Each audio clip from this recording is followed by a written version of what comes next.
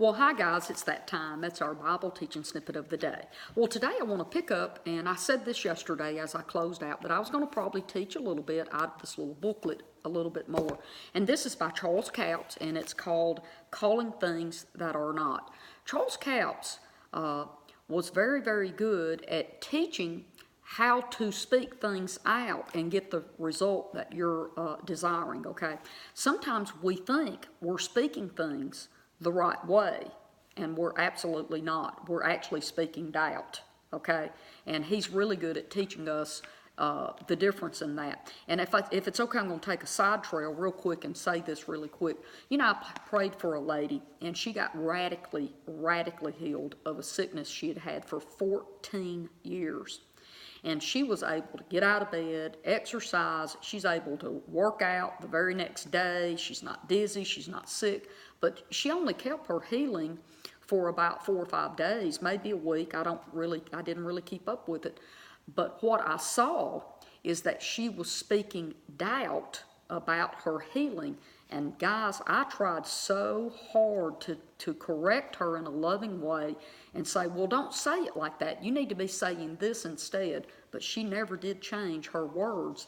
And the more she talked, the less of her healing she kept. Now, I'm going to give you an example. She would say things like, well, you know, usually I'm dizzy by this time of the day.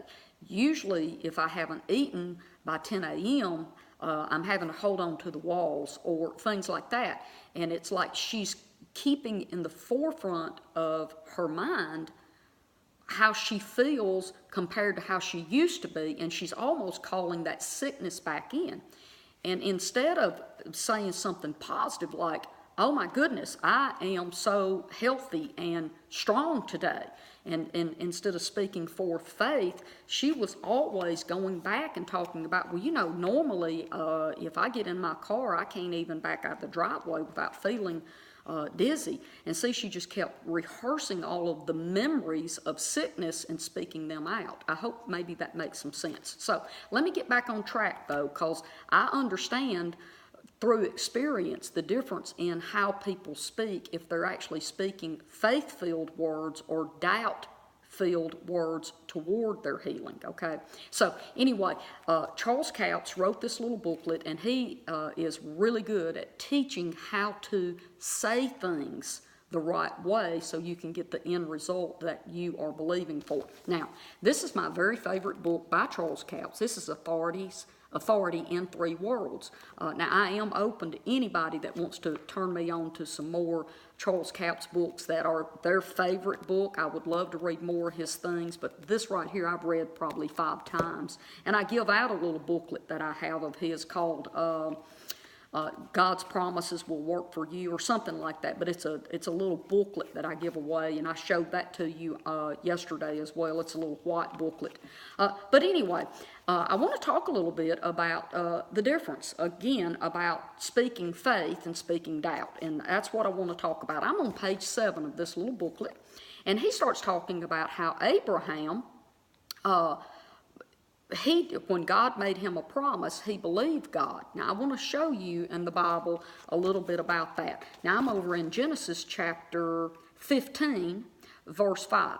And Abram's name in the beginning was not Abraham, it was Abram, okay?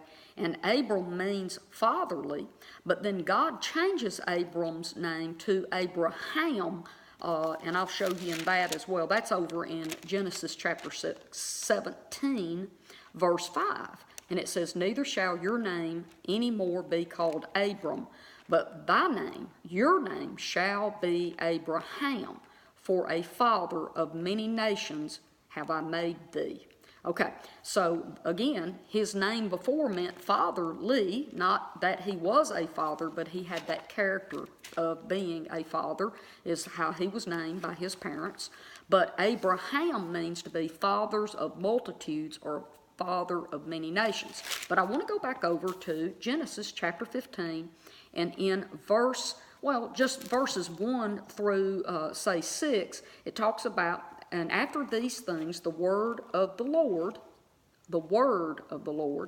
came to Abram in a vision. And it says, fear not, Abram, And then it goes on and it says in verse 4, and behold, the word of the Lord came unto him declaring. And he starts declaring. Now, the reason I wanted to say, and the word, which is listed 2 times right there, did you know that is a pre-incarnation of Jesus? The word means in the Old Testament, it says the word of the Lord. That's actually saying that Jesus, because he's called the Word in John, the Gospel of John. So anyway, I've studied that out. That's an awesome little study to do.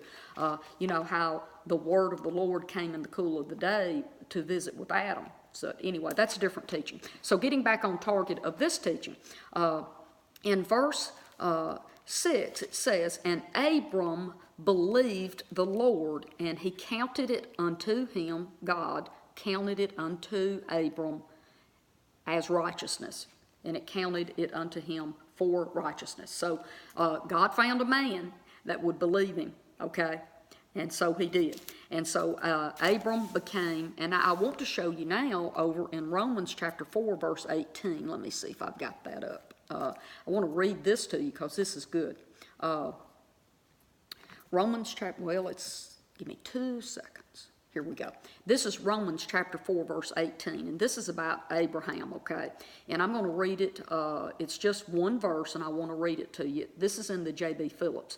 Abraham, when hope was dead within him, went on hoping in faith, believing that he would become the father of many nations. Abram relied on the word of God, which definitely referred to him, your descendants. So that's the J.B. Phillips. I want to do this in the Disciples Literal New Testament, who believed contrary to hope, upon hope, so that he might become the father of many nations, in accordance with the thing having been spoken to him, so shall your seed be. So it's saying that Abraham, even though everything about his old body and his wife being a barren woman and they could not have children, so Abram believed God and what God had declared to him over and above his physical situation. I want to read this in the Passion Translation too, because this is really good. Against all odds, when it looked hopeless, Abraham believed the promise and expected God to fulfill it. He took God at his word, and as a result, he became the father of many nations. God's declaration over him came to pass. Your descendants will be so many that they will be impossible to count. Did you know if we are seeking healing or something, what if we did this, guys? I want you to think about this. What if we actually confessed with our mouth, Father, I am going to believe your declaration over me that I am healed. Jesus declared it, your word declares it, and I am going to stand on that word, and I am going to declare what you have said, not what the doctors say, not what my friends are saying, and maybe not even what my body is screaming at me, but what I'm going to declare is your promise and your word over my life. Well, listen, I'm going to do this short today, and I'm going to hang up on you, but tomorrow I'm going to show you a different aspect of not actually speaking in faith. So I'm going to sign off today. I love you, and I'll see you here tomorrow. Bye-bye.